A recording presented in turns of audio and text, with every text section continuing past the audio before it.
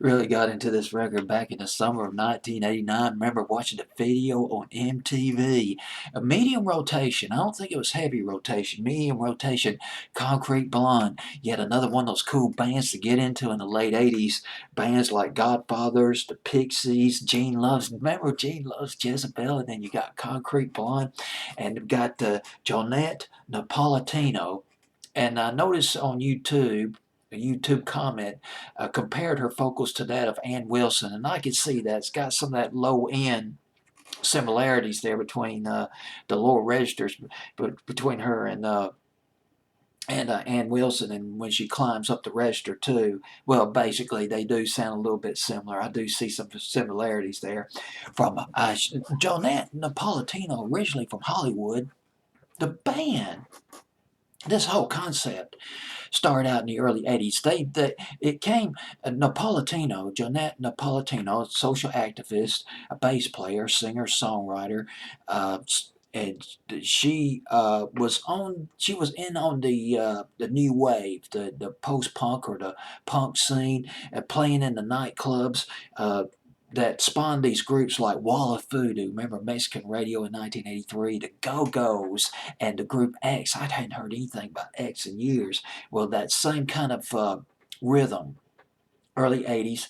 And I read, one source has it, she worked at the Gold Star Studios in Los Angeles. Gold Star Studios, that would be something. That would be like working at Abbey Road in England, in London. Gold Star Studios, Eddie Cochran, Summertime Blues, La Bamba by Richie Valens, Tequila by the Chance recorded there, and later on Phil Spector producing his Wall of Sound, producing a lot of his hit records over at Gold Star Studio.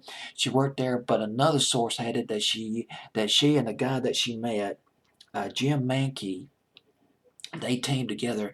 They met at Leon Russell's recording studio, and when Leon Russell moved to Nashville, Napolitano and Mankey, they formed a group called Dream Six. Well, either way, these two people, they met, and they formed Dream Six. And they released a single in 1982 under the name of Dreamers, but they put out an EP in 1983 under Dream Six, and they shopped when they went shopping for record labels. A lot of the record companies wouldn't sign them because they wanted absolute creative control. Period. But when they put out this EP, IRS Records. God, I hadn't heard from IRS Records in a long time. That was a distinguished record label, if I remember correctly, for like new wave artists. I believe REM was on the IRS record label, and I'm just going straight off of memory now on that.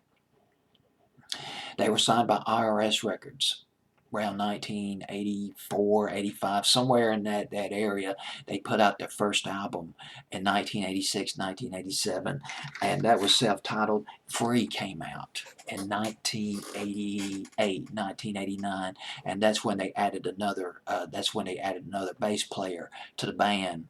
I believe Jonette was playing bass, and then read somewhere she wanted to concentrate more on songwriting and performing, and they brought in a bass player, and there you go. God is a bullet. Not, I thought it was hard at the time, but when I listened to it on YouTube a few minutes ago, 30 years later, it's pretty commercial sounding. Not commercial sounding necessarily for top 40 radio, although commercial sounding enough for my fantasy top 40 playlist. Commercial enough as far as I was concerned to be played alongside Richard Marx and Debbie Gibson. Would have no objections at all hearing that on a commercial radio station. But realistically speaking, it was confined to college radio and MTV. MTV did play it in their regular rotation. I'm sure they played it on 120 minutes, but I do remember seeing it in their regular rotation. Concrete Blonde, that was in 1989. It was Michael Stipe of REM who suggested a name change from Dream Six to Concrete Blonde. The hardness, the hard rocking part of the group, and the blonde, maybe the softness, the introspection found in the lyrics of their songs. Michael Stipe of REM. Boy, those were the days, I guess. Concrete Blonde, their third album was Bloodletting, and that yielded their biggest hit, Joey. Late summer, fall of 1990, that one went to number 19 on Billboard's Hot 100. And it's worth noting that their EP, which came out in 1982 and 83, when they were still Dream Six, that they were recording.